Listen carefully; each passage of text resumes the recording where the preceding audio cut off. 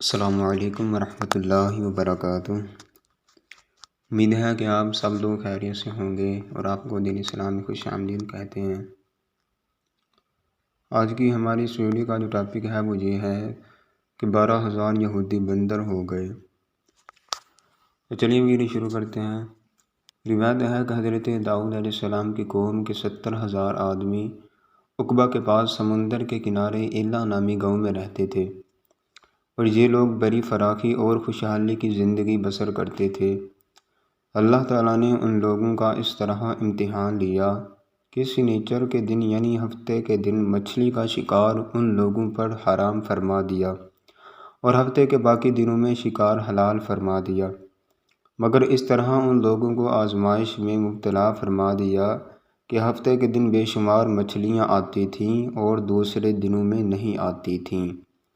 تو شیطان نے ان لوگوں کو یہ حیلہ بتا دیا کہ سمندر سے کچھ نالیاں نکال کر خشکی میں چند حوض بنا لو، اور جب سنیچر کے دن ان نالیوں کے ذریعے مچھلیاں حوض میں آ جائیں تو نالیوں کا منہ بند کر دو، اور اس دن شکار نہ کرو بلکہ دوسرے دن آسانی کے ساتھ ان مچھلیوں کو پکڑ لو۔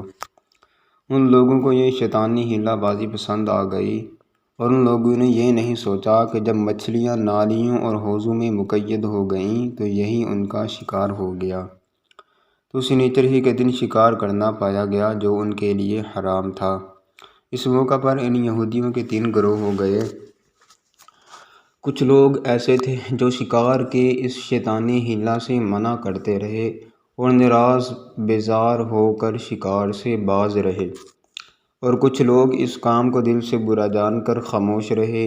دوسروں کو منع نہ کرتے تھے بلکہ منع کرنے والوں سے یہ کہتے تھے کہ تم لوگ ایسی قوم کو کیوں نصیحت کرتے ہو جنہیں اللہ تعالی ہلاک کرنے والا یا سخت سزا دینے والا ہے۔ اور کچھ وہ سرکش نافرمان لوگ تھے جنہوں نے حکم خداوندی کی اعلانیہ مخالفت کی اور شیطان کی حیلہ بازی کو مان کر سنیچر کے دن شکار کر لیا اور مچھلیوں کو کھایا بھی اور بیچا بھی۔ جب نافرمانوں نے منع کرنے کے باوجود شکار کر لیا تو منع کرنے والی جماعت نے کہا کہ اب ہم ان معصیت کاروں سے کوئی میل ملاپ نہ رکھیں گے۔ چنانچہ ان لوگوں نے گاؤں کو تقسیم کر کے درمیان میں ایک دیوار بنا لی اور آمد و رفت کا ایک الگ دروازہ بھی بنا لیا۔ حضرت داؤد علیہ السلام نے غضبناک ہو کر شکار کرنے والوں پر لعنت فرما دی۔ اس کا اثر یہ ہوا کہ ایک دن خطا کاروں میں سے کوئی باہر نہیں نکلا، تو انہیں دیکھنے کے لیے کچھ لوگ دیوار پر چڑھ گئے تو کیا دیکھا کہ وہ سب بندروں کی صورت میں منسلک ہو گئے ہیں۔ اب لوگ ان مجرموں کا دروازہ کھول کر اندر داخل ہوئے تو وہ بندر اپنے رشتہ داروں کو پہچانتے تھے، ان کے پاس آ کر ان کے کپڑوں کو سونگھتے تھے اور زاروں زار روتے تھے، مگر لوگ ان بندر بن جانے والوں کو نہیں پہچانتے تھے۔ ان بندر بن جانے والوں کی تعداد 12,000 تھی۔ یہ سب 3 دن تک زندہ رہے اور اس درمیان میں کچھ بھی کھا پی نہ سکے، بلکہ یوں ہی بھوکے پیاسے سب کے سب ہلاک ہو گئے، اور شکار سے منع کرنے والا گروہ ہلاکت سے سلامت رہا۔ اور صحیح قول یہ ہے کہ دل سے برا جان کر خاموش رہنے والوں کو بھی اللہ تعالیٰ نے ہلاکت سے بچا لیا۔ اس واقعے کا اجمالی بیان تو سورہ بقرہ کی اس آیت میں ہے کہ وَلَقَدْ عَلِمْتُمُ الَّذِينَ اعْتَدَوْا مِنْكُمْ فِي السَّبْتِ فَقُلْنَا لَهُمْ كُونُوا قِرَدَةً خَاسِئِينَ۔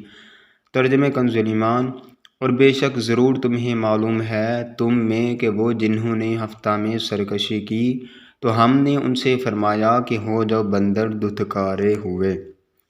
اور مفصل واقعہ سورہ اعراف میں ہے جس کا ترجمہ یہ ہے: اور ان سے حال پوچھو اس بستی کا کہ دریا کنارے تھی جب وہ ہفتے کے بارے میں حد سے بڑھتے، جب ہفتے کے دن ان کی مچھلیاں پانی پر تیرتیں ان کے سامنے آتیں، اور جو دن ہفتے کا نہ ہوتا تو نہ آتی۔